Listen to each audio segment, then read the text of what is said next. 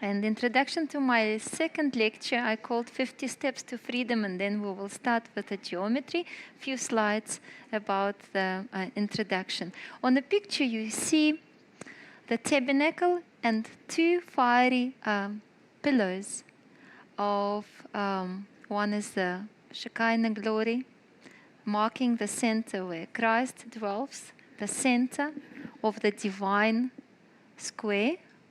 And the first one in front is another fiery pillar, which is the center of the human area, human space. Two of them. And this is the distance between two centers. Distance, what the priest makes from one to another center. And if I ask you, if one side of the map is 100 cubits, as you see, and the height is, or the width is 50 cubits, what is the distance between the centers? 50, yeah? So 25 to the middle line and 25 to another center. 50 cubits or 50 steps, because one cubit is one small step of the priest. He walks with very small steps, exactly the same height. He walks from one center to another center. He has very heavy outfit. He can't walk fast. He walks very slow with a very small steps. Exactly, if you count to the center of the altar to the center of the ark is 50 steps. Why is 50? And why is so important? Because 50 times Exodus mentioned in Torah. And 50, what is the year called? Jubilee year. What is the Jubilee year? What happens on a Jubilee year? Release of all the slaves. If you worked as a slave for your neighbor, if you are Jew, you can't stay ever slave. You will be released on the 50th year. What else happens on the 50th year? Debts, all your debts are forgiven, nullified. And another third one, what happens? Your land will be returning back to you. You will come back to your ancestral land. You come back and you move. Although maybe it was taken as a debt or any other possessions, but you will come back to your farm where you belong to. Did high priest on Yom Kippur, when he walks all these 50 steps, walk all the way, 50 steps, or not? Did he? Very doubtful, isn't it? Why? Can he walk all the way to the middle of the Ark of the Covenant? No ways. He has a golden censer. When he comes in a cloud, white cloud, he doesn't actually properly see the ark. He stays 1 meter away and he's swinging that censer. Maybe the drops of the blood will reach the very, very center, because he has to put the blood on the top and on the side. Maybe the perfume molecules will reach the center, but the high priest will never reach the center. But if he doesn't, our high priest, which is in heaven, is not like a earthly priest. Hebrews says every priest stands ministering daily, and they never can reach these 50 steps. But this man, he's talking about Christ, after he had offered one sacrifice for sins forever, sat down on the right hand of God. Our high priest reached 50 steps. He reached this distance. 50. He reached the law of freedom. Freedom, which Psalms calls the law of freedom. He gave us freedom. Freedom from the slavery, returning us land back again that belonged to us, been stolen from us, forgiving all our debts and restoring us to his children and to his possession, to our possession back again. He gave us this freedom. 50 years of Jubilee. Do you remember Jesus' first sermon in Capernaum? What did he say? Proclaim of the year of the Lord. That's his mission of his life.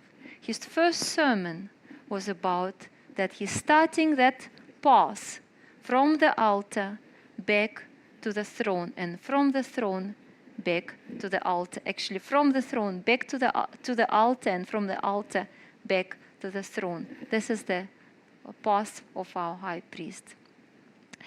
Isaiah has this verse. Speak tenderly to Jerusalem and announce to her, which Jerusalem, the lady, female, her iniquity have been pardoned, and she received from the Lord's hand double for all her sins.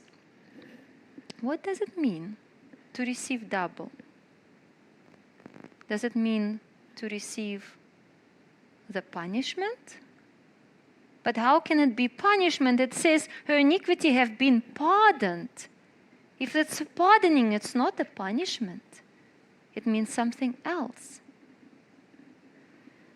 Interesting enough that in Hebrew, double is not the adverb. In Hebrew, double, kafel, means as on both sides. Folded double is like this.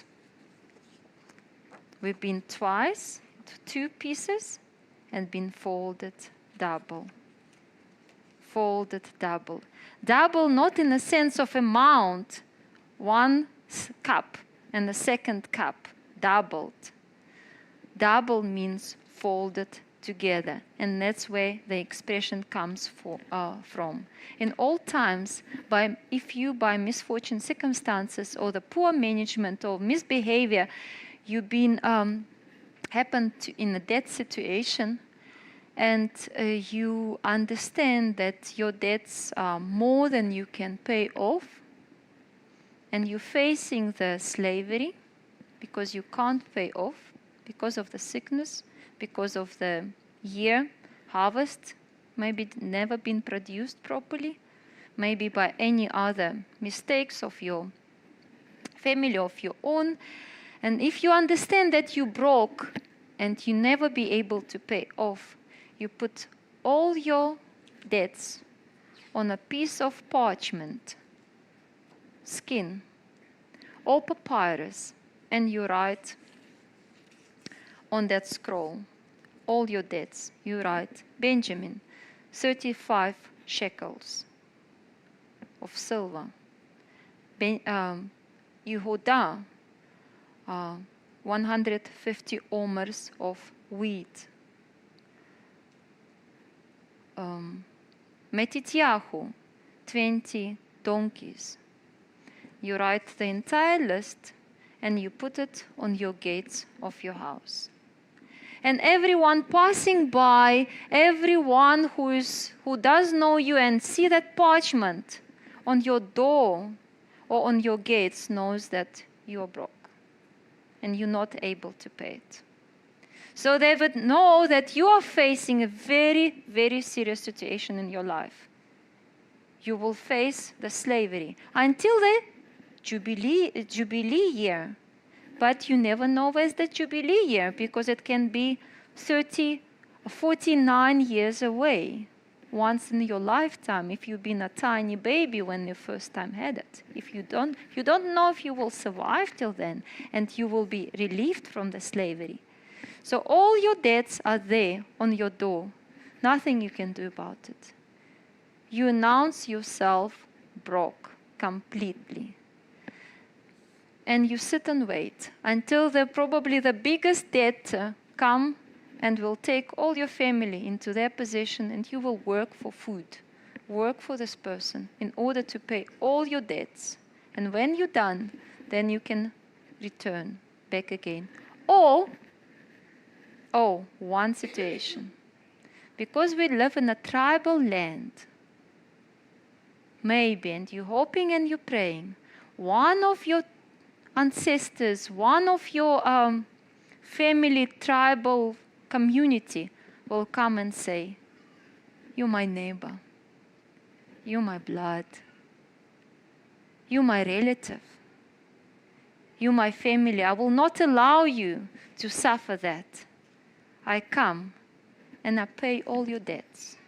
I take it upon myself, and you will be free. You can carry on living. I'm paying.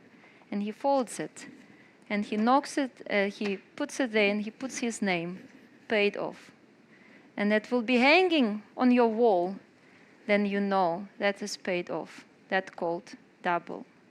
When Isaiah says, speak tenderly to Jerusalem and announce that her iniquity had been pardoned, everything is doubled, folded, doubled for her sin.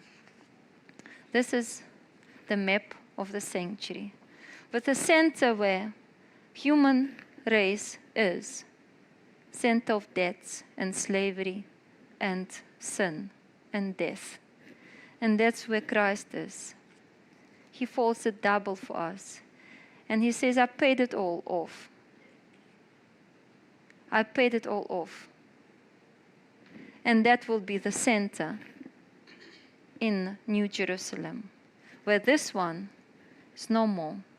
There's no more red square anymore. It doesn't exist. It finished existence. The altar with the blood and sin is no part of the heavenly existence. Everything paid off. There, the most holy place, the center where God dwells, becomes the New Jerusalem, turns into Jerusalem. Later on in the lectures, not this session, later, I'll show you how the most holy place transferred into Jerusalem. And that's where God wants us to be, in the very center with Him, on a throne, to rule. And that will be our return to Eden, which used to be with the center of the tree of life, center where from tree of life 3 rivers flowed,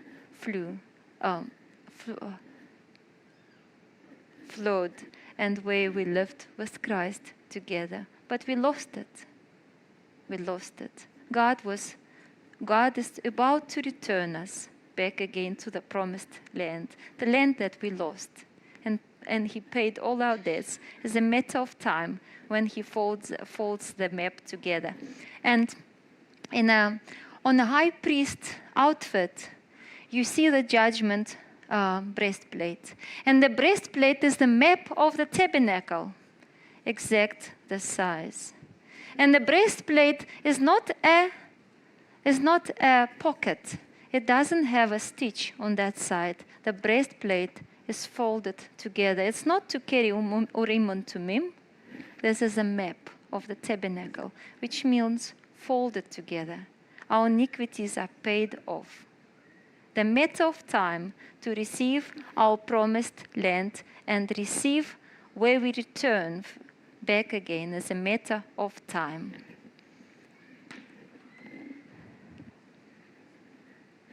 In order to understand 50 steps more, we have to know about the calendar of Israel. So we have on top of the calendar, Jewish calendar, we have that month Nisan. And month Nisan is the first month of the year. God says in the 12th chapter of Exodus, when before they're leaving Israel, when the Nisan comes, this month will be the beginning of all months in a year. and this is the first month of the year. For us, it's the end of March, beginning of April. As a Nisan, you count the 10th, where you take the lamb out of your field, the most beautiful little lamb. You hold it for 4 days. The lamb becomes part of your family. You feed it from your hand. Your kids playing with the lamb. And the 14th day, what you do with the lamb? You bring it as a sacrifice. You slaughter it for the 14th day of Nisan, when they broke out of slavery. And God took them for the 50 days of journey from the slavery. In 50 days, they arrived to Sinai mountain. 50 days of journey from slavery to the freedom. 50 days when on the Sinai mountain they received their constitution, the law of freedom, 10 commandments. God made a marriage covenant with them. He says, you're mine, I'm yours. We are in a covenant relationship. And the covenant was sealed with the blood of the sacrifices. And when they arrived in Shivan, we call it Pentecost, when God brought them to the freedom.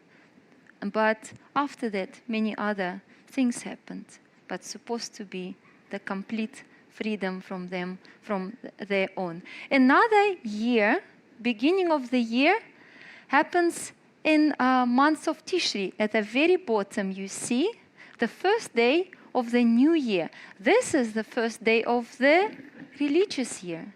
And we celebrated it just 10 days ago. And yesterday was Yom Kippur, 10th day of Tishri, Day of Atonement, when blood arrives from the altar all the way to the Ark of the Covenant. And this is the 2 months that we're supposed to know, Nisan and Tishri. And then we wait for the Nisan, the first feast again. We only have 3 main ones: Passover, Pentecost, and Day of Atonement, or the 10 days of trumpets. So this is the main calendar we have to know about the 50 days. Your way, O God, is in the sanctuary. And sanctuary is the map to our salvation, map for our lives and our actions. When we finish this lecture, ask yourself, where is your position in the sanctuary at the moment? Are you standing by the gates, maybe there, bringing praises to God because you are on His territory? Are you standing by the altar, bringing your sacrifice of your mouth and your heart to God? Are you standing around, or you may be close to the laver just before to be baptized? Or you've been baptized, but you have no courage to enter in because it's only for the priests and the priesthood. Where you are on the map of the sanctuary, ask yourself after this lecture. Maybe now you lost your orientation, you're not moving to the west anymore, to the center of the Mishkan. Maybe you lost and you facing the north or the south, or you somewhere disorientated in your life. Where you are personally, ask yourself. Geometry of the sanctuary. There we have 2 squares, one red for the human race and one gold for God, where the God glory dwells, dedicated just for His purposes. We have 2 centers where we have to walk 50 steps. Let's just draw the map together. First of all, we have to measure the two centers. One center is the 10th of the red square, 5 cubits to 50 cubits, 1/10. This is our tithes in linear measurement. Do you understand? This is, we just measure the the length and the width. And in order for us to move to the golden center, to the golden square, we need a path. There's no way we can just freely move to that center. We need a path. We needed a golden corridor.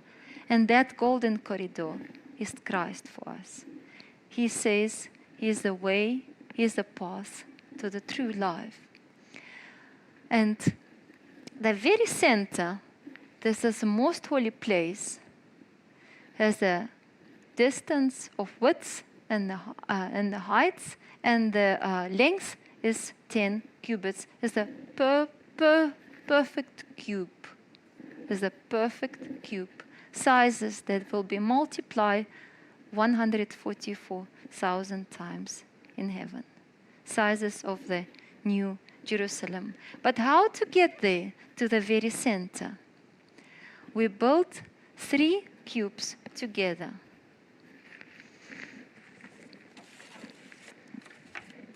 There they are, like that.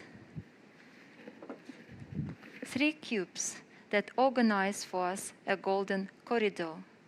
3 beings of Godhead, Christ, Spirit, and the Father. 3 together and one. We're moving into their presence. And this is in 3D what you just saw it. We're moving from the smaller cube, which is 5 to 5 to 5 to 10 to 10 to 10. It's not a human size. It's a divine size, double bigger than us, above us. We're moving to their space. In order to move there, we have to pass 20 cubits. And this is exactly size of the length of the holy place. 20 cubits and 10 cubits, 30 cubits, the length of the Ohel Moed, the entire golden structure. 20 and 10. And that's the golden corridor that Christ is for us. There's a cul-de-sac where the path not anymore, but only upstairs. He says, I'm the way and the truth and the life. No one comes to the Father except through me. He is our path to God the Father. So we have a golden altar, which if you look at from the top, has exactly sizes 1 to 1, which gives you a miniature size of what space? Look at the map. Most holy place, isn't it? The 10th of the most holy place. Supposed to be the center of the most holy place and supposed to go inside of the most holy place. And what represents the ark of the golden altar? Communication. Is our communication, our prayer, our connection with God. This is the incense as the aroma comes up to God. And this is what exactly Adam and Eve lived. That's exactly what they had in Eden. And it's supposed to stand here as a center, geometrically. But because of the sin, and because the failure, the ark of the incense has to move out. Has to move out of the Garden of Eden and was moved. That altar, which is also altar, has to move out of the gates of the Garden of Eden and be in front, where the blood will be also brought on the horns. But what happens with the space where it used to be? That space takes Ark of the Covenant. Because of the sin, now we need the commandments. We need the law how to operate, because before it was present in our being with community with God, but now we lost it. We need it in a written form. So we see the golden altar is moving out of the central space and supposed to be there, but it's moved out and becomes a center of united space. If you diagonally connect the four corners, you will see the golden altar is the center of the entire Mishkan. This is the main object of the Mishkan. This is the main object of our spiritual life, our connection and the communication with God. And now we have 4 items already placed. First is the altar of sacrifice. Second is the golden corridor, or the structure itself without the poles. And the third one is the ark, taking the space of the golden altar. And now let's move to the table of showbread. If you look at the table of showbread, 2 to 1, what sizes it takes? Of what space? Size of holy place, isn't it? That we have 20 to 10, and it has 2 to 1. It means it's the center of the holy place. Supposed to be in the center, but since everything is changing in that sinful world and everything has to move around and be replaced with differently because of the sin arrived, we have to move it out of that central space and move it in order that now we have to, now you see it there, and now it has to move out and give space to menorah. And menorah take opposite place, because table of showbread and menorah is two parts of one story. They are like a mirror reflection. Then let's talk of the laver. Where is the laver space? So let's build a mirror reflection from the altar of sacrifice, because it's 5. You see, I built extra 5 cubits. And now we're making a pass. Exactly mirror direction. 30 that side, 30 that side. Center is 25 from the middle line. And where we would place the laver, we read that it has to be in between. We can put it 20 cubits from the center, or 15, or even 20, or even 10. Anyway, but I decided to place it not in the middle, I place it 10. Why? Because you see in the mirror reflection, when the map of tabernacle folded, it has to relate to 3 objects of the holy place. Because in order that we can eat, what we have to do? We have to wash our hands. In order that we can see the light, we have to have clean eyes, purified eyes. We have to wash our face, and that's what we do. In order that we can have communication with God, we have to have a pure heart. Then God will reply to us. Then 3 objects directly related to laver. That's how we build our map.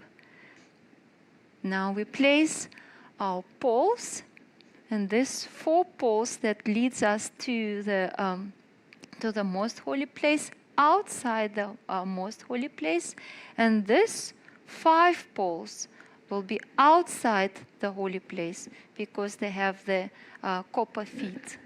They don't belong to the golden square. They have a copper feet. It means they don't stand on a golden territory. Why? Is a secret which I can't tell you now. It's not a part of this time, but maybe with time it will be revealed to you. Now we have a final sketch. We place all the poles like humans around. And who are these humans standing and watching, staying on the perimeter of tabernacle, who are there, but they're not moving in? And this is the inside map of just this area. I have these 2 maps printed for you. You can take them, but only one, right, per person. They're all an exhibit. They're a free gift for you. You can study it, and maybe one time, without looking, you can draw your own personal map and explain it for yourself. What does it mean? Because if you draw your map, it means you know the path. If you don't know where you're going, you don't know anything. You need to know the map to heaven and where you are personally. And this is the end of our short presentation.